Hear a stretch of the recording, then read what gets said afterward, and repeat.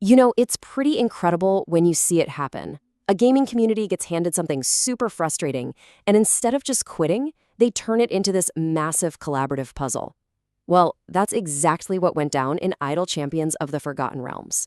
And let me tell you, the story of how they pulled it off, it's a wild look at just how powerful a dedicated community can be.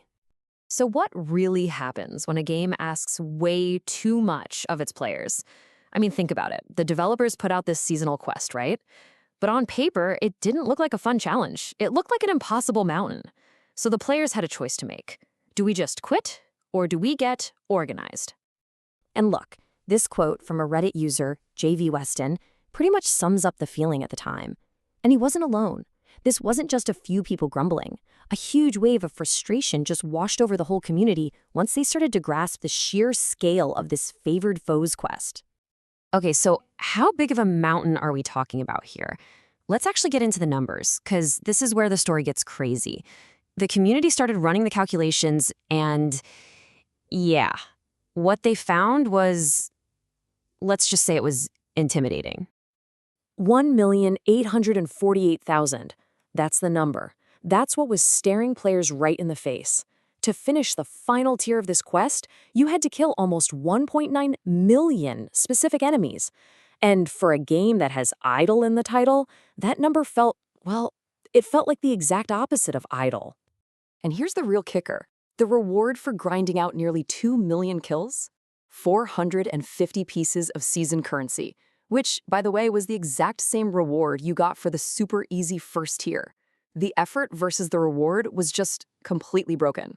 I mean, it felt like a total slap in the face to a lot of players who were putting in the time.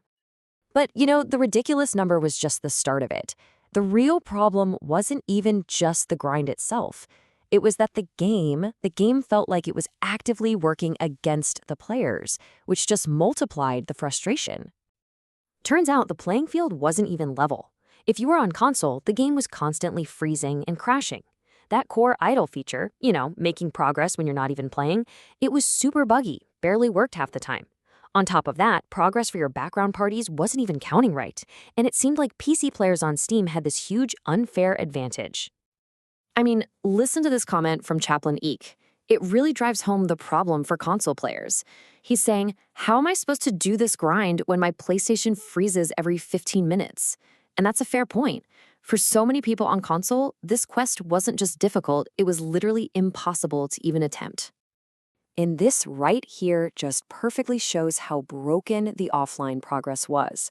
This player, Licorice Whips 99, said their Xbox account was way better, but their weaker Steam account was getting more progress with less attention. See, that's not about skill. That's just a technical bug that makes the whole thing feel completely rigged and unfair. Okay, but this is where the story gets really good. Faced with this buggy, broken, impossible-seeming quest, the community could have just thrown up their hands and walked away. And honestly, who would blame them? But they didn't. Instead, they got to work. They went from being just a bunch of frustrated players to a hive mind, totally dedicated to cracking this thing. All of a sudden, the subreddits and forums, they weren't just filled with complaints anymore.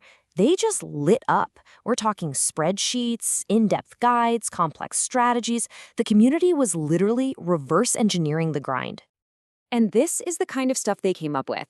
They figured out the exact levels with the highest number of the enemies they needed. So it became like, okay, need to farm beasts? You're going to Beast Intentions. Hunting undead? Terror in the Dark is where you need to be. This wasn't just playing a game anymore. This was optimizing a system on a whole other level. All right, so they had the locations locked down. The next piece of the puzzle was, who do we send in? The community figured out pretty quick that not all champions were built for this kind of job. A couple of heroes started to stand out as the absolute linchpins of the whole operation. Zorbu and Esmeralda. These two names became everything. They were the faces of the community's whole strategy. And what was special about them is they both had these really unique abilities that, once the players figured out how to use them, well, they could turn this horrible grind into something that was actually manageable, maybe even interesting. So, let's talk about Zorbu. His big thing was an ability called Know Your Enemy, and it was a total game changer. Here's why. Every single time he killed one of these specific enemy types, he didn't just get quest credit, he got a permanent stacking damage boost against them, forever. Suddenly, the grind wasn't just a grind, it was a long-term investment. The more you used Zorbu, the more ridiculously powerful he became. Then you have Esmeralda. Now, she had her own favorite foe thing going on, but here's the brilliant part that players discovered. You could customize it. You could unlock these special items called feats, like a guide to fiends, and literally add new enemy types to her list. This made her this incredibly flexible Swiss Army knife of a champion. You could tailor her for exactly the kind of farming run you were doing.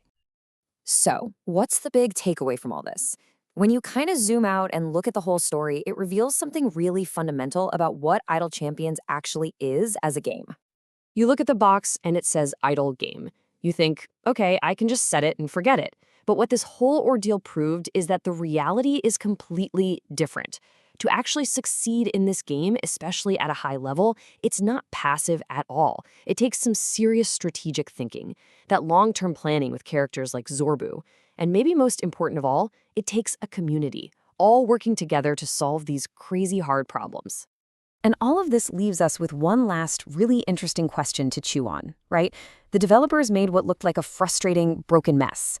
But the community took that challenge and turned it into this incredibly deep, strategic, and collaborative game within the game. So it makes you wonder, who's really designing the experience at that point? Is it the people who made the game or the people who play it?